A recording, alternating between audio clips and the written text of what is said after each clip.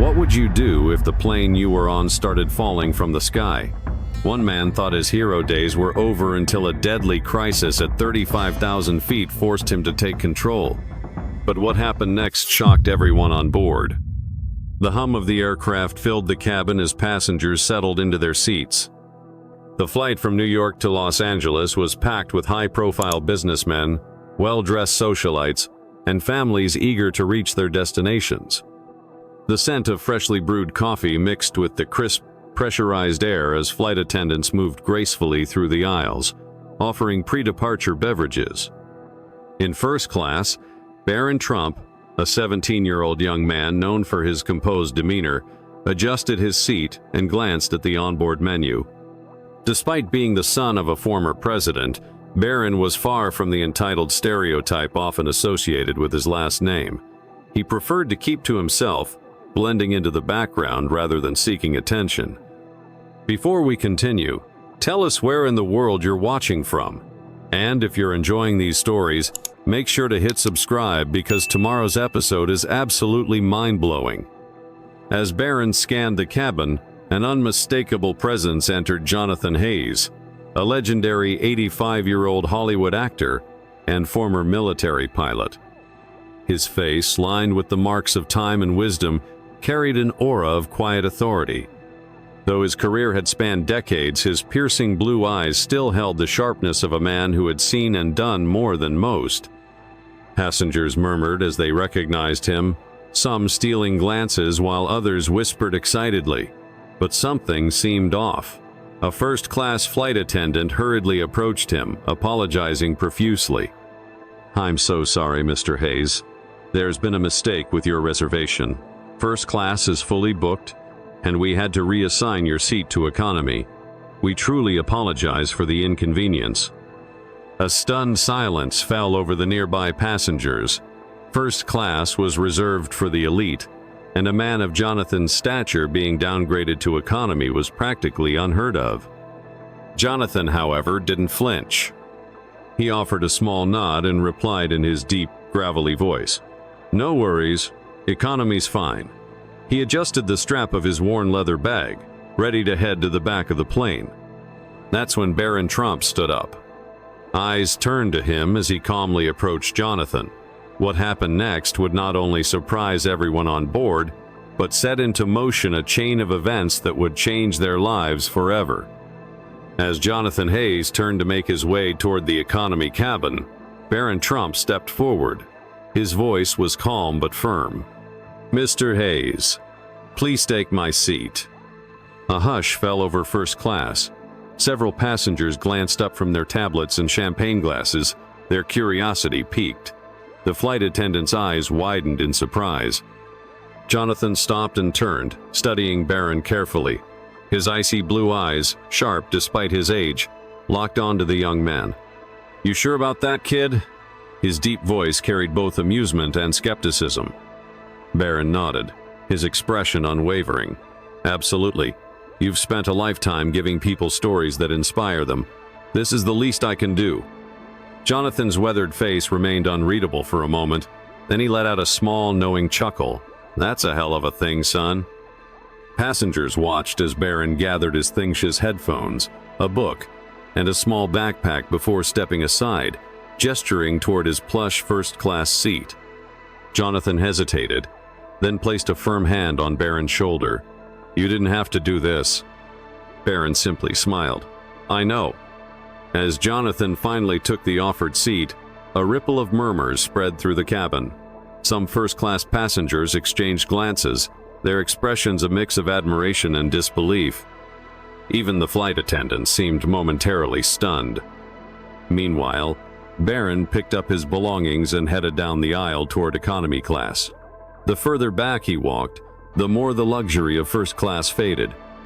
Soon, the soft leather seats and champagne service were replaced with cramped rows, crying toddlers, and the unmistakable scent of reheated airplane meals. Finding his Sieta middle seat wedged between a talkative salesman and a mother juggling a restless baby, Barron sighed, placed his headphones over his ears, and leaned back against the stiff cushion. He didn't realize it yet, but this small act of kindness had just set something much bigger into motion. At 35,000 feet, the plane cruised smoothly through the clear blue sky. The hum of the engines blended with the soft chatter of passengers. Flight attendants moved through the aisles, distributing drinks and meals, while the occasional clink of glasses from first class underscored the luxury Barron had left behind. Jonathan Hayes, now comfortably seated in Barron's former spot, glanced toward the economy cabin. He wasn't the sentimental type, but there was something about the kid's quiet humility that stuck with him. He shook his head, exhaling as he leaned back into his seat. Then it happened. A violent jolt rocked the aircraft. The seatbelt signs dinged on, and a startled murmur spread through the cabin as the plane lurched downward. Trays rattled, drinks spilled, and passengers gasped as the aircraft shuddered violently. The pilot's voice came over the intercom, tense but controlled. "Ladies and gentlemen, we're experiencing unexpected turbulence due to a fast-developing storm system. Please remain seated with your seatbelts fastened." The next jolt was worse. Overhead bins shook ominously, a few snapping open as bags tumbled out. A sharp scream came from the back of the plane, and the distinct cry of a child sent a chill through the air.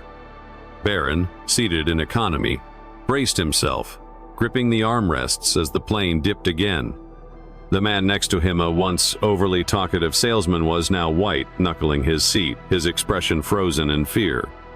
A few rows ahead, a flight attendant tried to steady herself, gripping a seat for support. A baby wailed, clinging to its mother, while an elderly couple clutched each other's hands, their faces pale. In first class, Jonathan's grip tightened on the armrests. He had been through his fair share of dangerous situations both on screen and in real life, but this felt different, more intense, more unpredictable. Through the window, he saw dark storm clouds closing in. Flashes of lightning illuminated the sky, each one followed by a deep rumble of thunder. Then came the worst sound of a deafening crack. Passengers screamed as the plane jerked violently to the left, sending a few people out of their seats before they could react. A flight attendant crashed against a bulkhead, grabbing onto a seat to steady herself. The intercom crackled again, this time with more urgency. "Ladies and gentlemen, we are currently encountering severe turbulence. Please remain calm and keep your seatbelts fastened." The panic in the air was palpable. Barron swallowed hard, his heartbeat pounding in his ears. This wasn't just turbulence, something was seriously wrong. Jonathan's seasoned instincts kicked in. His body tensed, his eyes scanning the cabin. He knew fear was the real enemy in moments like this. And as the aircraft continued to tremble uncontrollably, one thought became clear to both Barron and Jonathan: this flight had just turned into a fight for survival. The deafening crack echoed through the cabin like a gunshot. The aircraft pitched downward sharply, sending a jolt of terror through every passenger on board. Screams erupted as the overhead compartments flew open, spilling luggage into the aisles. Barron Trump gripped his seat tightly, his knuckles turning white. He could hear the rapid beeping of alarms coming from the cockpit. The flight attendant struggled to stay upright, gripping onto anything stable. Then came the pilot's voice, strained but steady over the intercom. "This is your captain speaking. We have lost one of our primary engines due to severe storm turbulence. We are working to stabilize the aircraft, but I need everyone to remain calm and follow all crew instructions." The words "lost one of our primary engines" sent a fresh wave of panic through the passengers. In economy class, a man in his 40s jumped up from his seat, his face twisted with fear. "We're going down! The plane's gonna crash!" he shouted. The fear was contagious. People started crying, whispering prayers, clutching their loved ones. A mother held her baby close, rocking back and forth, whispering words of comfort. The salesman next to Barron was hyperventilating, his breath coming in ragged gasps. Barron turned to him and placed a steady hand on his shoulder. "Look at me. Breathe." The man met his gaze, his chest still rising and falling erratically. Barron nodded firmly. "In through your nose, out through your mouth. We're still flying." The man hesitated but followed his lead, his breathing gradually slowing. Around him, others began to calm if only slightly. Meanwhile, in first class, Jonathan Hayes unbuckled his seatbelt against the protests of a flight attendant. "Sir, please stay seated," she pleaded. Jonathan's eyes were locked toward the cockpit door. He had been in dangerous situations before war zones, high-speed stunts, even near-death experiences, but nothing had ever felt quite like this. He moved past the first-class divider and into the chaos of economy class, scanning the terrified faces.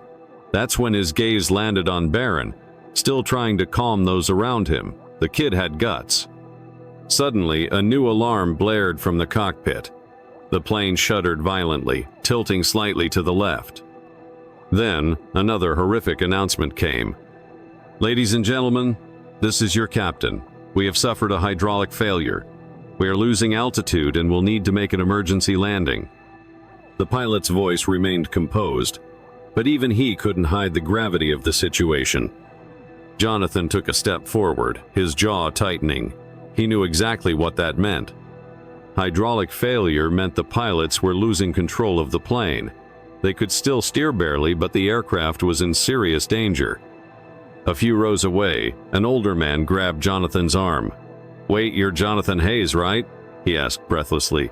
"You flew jets in the military? You've been in situations like this before." Jonathan exhaled sharply. He hadn't been in a cockpit in decades, but muscle memory was a powerful thing. He had trained for situations far worse than this. A flight attendant rushed past, heading toward the cockpit. Her face was pale, and Jonathan's instincts told him the pilots needed help. He turned to Barron, their eyes meeting across the crowded cabin. Jonathan nodded. "I'm going up there." Barron's expression hardened with determination. "Then I'm staying back here. These people need someone too." Jonathan gave him one last look, a flicker of respect in his sharp blue eyes before pushing forward toward the cockpit. Barron straightened his posture, turning his attention to the terrified passengers around him. If Jonathan was going to fight for control of the plane, Barron would fight to keep everyone calm. The battle for survival had begun. Jonathan pushed through the narrow aisle, his movement steady despite the violent shaking of the aircraft. Every few steps, he had to grab onto the overhead compartments to keep from stumbling as the plane lurched unpredictably. As he reached the cockpit door, a flight attendant blocked his path, her face pale. "Sir, you can't be here. The pilots." Jonathan didn't hesitate. "Listen to me. I need to talk to the captain. Right now." Before she could protest, the cockpit door swung open, and the first officer stumbled out. Clutching his arm, it was badly injured, likely from being slammed against the controls. His uniform sleeve was torn, blood seeping through the fabric. "We need help," he gasped. Jonathan didn't wait for an invitation. He ducked inside the cockpit.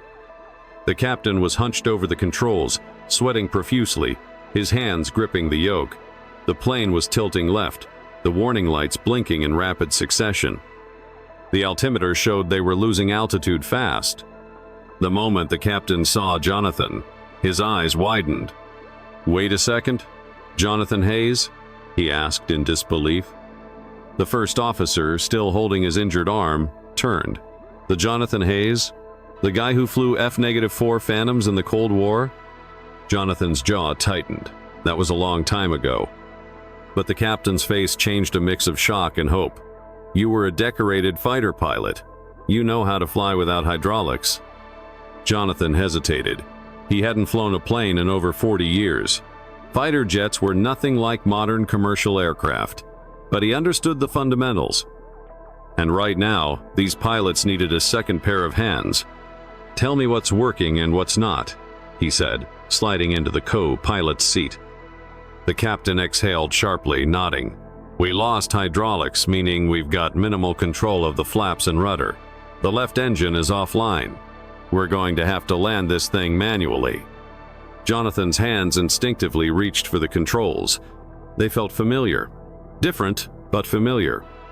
Meanwhile, back in economy class, the revelation about Jonathan was spreading.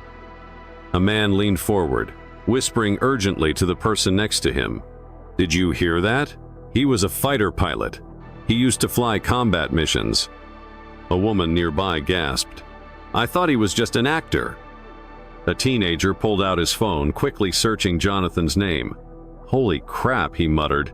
He was one of the best pilots in his unit. Barron, still helping calm the passengers, overheard the murmurs. He glanced toward the cockpit, a flicker of realization crossing his face. "You've got to be kidding me," he muttered under his breath. The storm outside raged on, lightning illuminating the sky. The plane shook violently, its passengers gripped with fear. But now they had a fighter pilot in the cockpit. For the first time since the chaos started, hope sparked in the cabin. The cockpit was a chaotic mess of flashing warning lights, urgent alarms, and a captain barely keeping the aircraft under control. Jonathan Hayes tightened his grip on the yoke, his mind racing. "We're still losing altitude," the captain said, his voice strained. "We've got maybe 10 minutes before we drop too low to recover." Jonathan scanned the instrument panel. The left engine was gone, hydraulics were out, and the plane was tilting dangerously to one side. A landing in this condition would be nearly impossible. The radio crackled as air traffic control came through. "Flight 237, we're tracking your emergency. You're losing altitude at an alarming rate. Do you require immediate assistance?" Jonathan took a deep breath before responding. "This is Jonathan Hayes.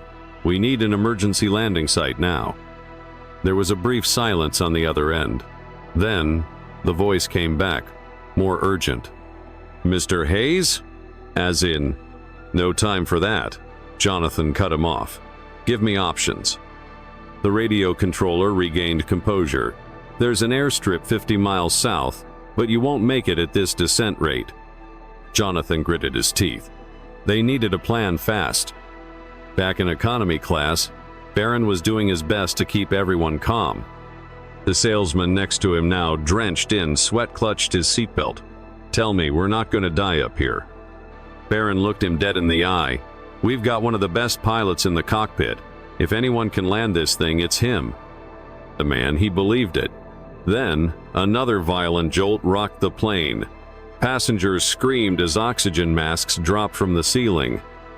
In the cockpit, the altitude meter dropped dangerously low. They were now just under 10,000 feet and falling fast.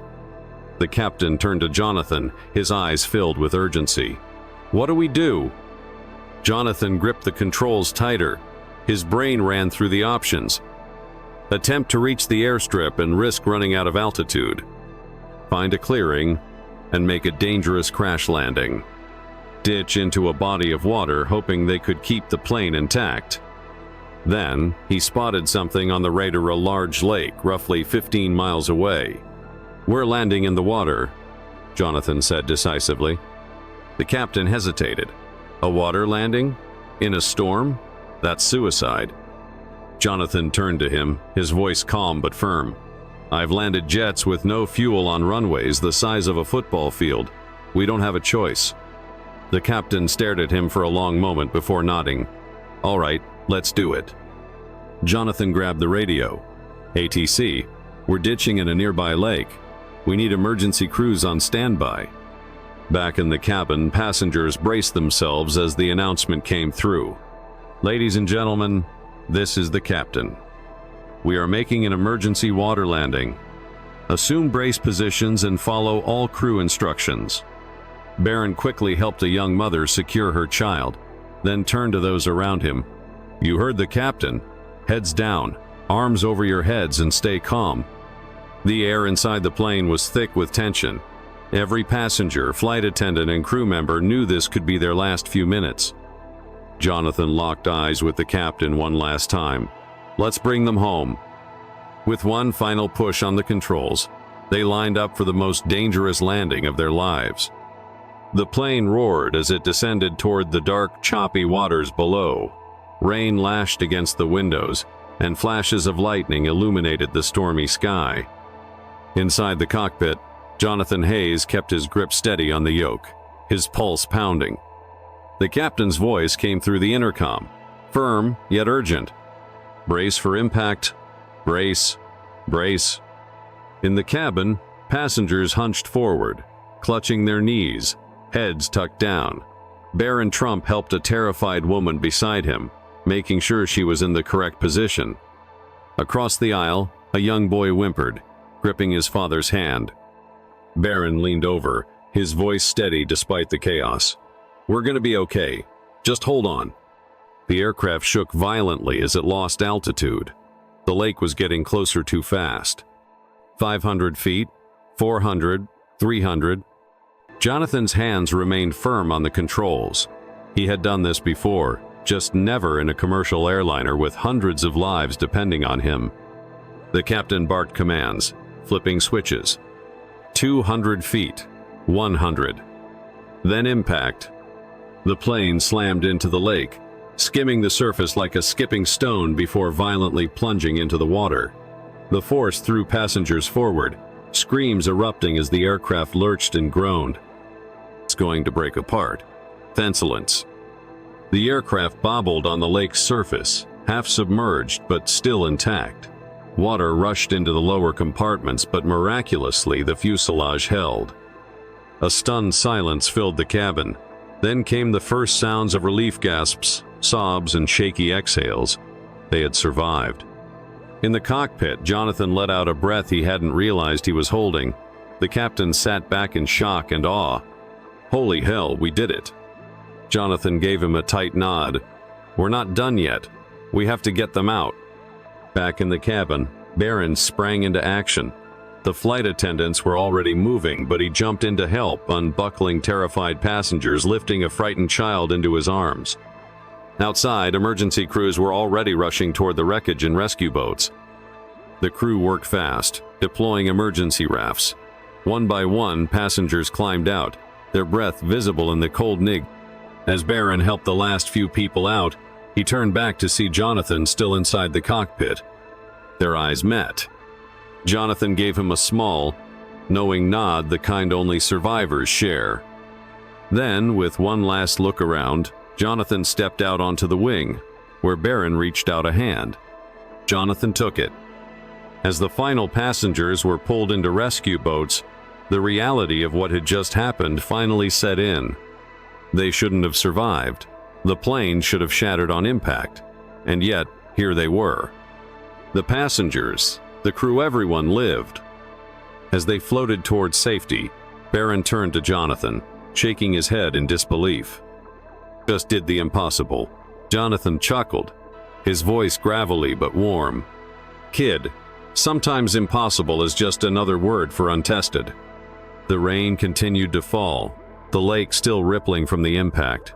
But as the rescue boat sped away, one thing was clear: this was a story that would never be forgotten. By the time the rescue boats reached the shore, the world already knew. Someone on board had managed to send a frantic text before impact. Within minutes of landing, news stations picked up the story: a commercial flight forced into a water landing during a freak storm, a legendary Hollywood actor taking over the cockpit, and a 17-year-old kid who gave up his seat to a man who would ultimately save everyone on board. By the time Barron Trump and Jonathan Hayes stepped onto dry land, camera flashes were already blinding them. Paramedics rushed to assist the shaken passengers, wrapping them in blankets, checking for injuries. Meanwhile, reporters crowded around, microphones shoved forward. "Jonathan, what happened in the cockpit?" "Barron, what made you give up your seat?" "You two are being called hero show. Do you feel?" Jonathan sighed, rolling his shoulders as a medic checked his vitals. "I feel like I just crash-landed a damn plane." Barron, still soaked and shivering, let out a tired chuckle. The cameras loved it. Within hours, their story dominated headlines. A veteran actor and former fighter pilot saves Flight 237. Barron Trump's selfless act leads to miraculous rescue. The plane that should have crashed and the men who saved it. The footage of the rescue operation went viral. Videos of Barron helping passengers off the plane and Jonathan walking down the wing like a real-life action hero flooded social media. Even passengers from the flight began sharing their experiences. "I was there. Barron Trump kept us calm while we thought we were going to die. Dad, Jonathan Hayes is the real deal. He didn't hesitate, he just took control and saved our lives. Those two are legends. 2 days later, Barron and Jonathan stood together at a press conference, both looking exhausted but composed. The airline CEO stepped forward. "Ladies and gentlemen, I stand here today in gratitude, knowing that instead of mourning a tragedy, we are celebrating a miracle." Then, to the shock of both men, the airline announced something unprecedented.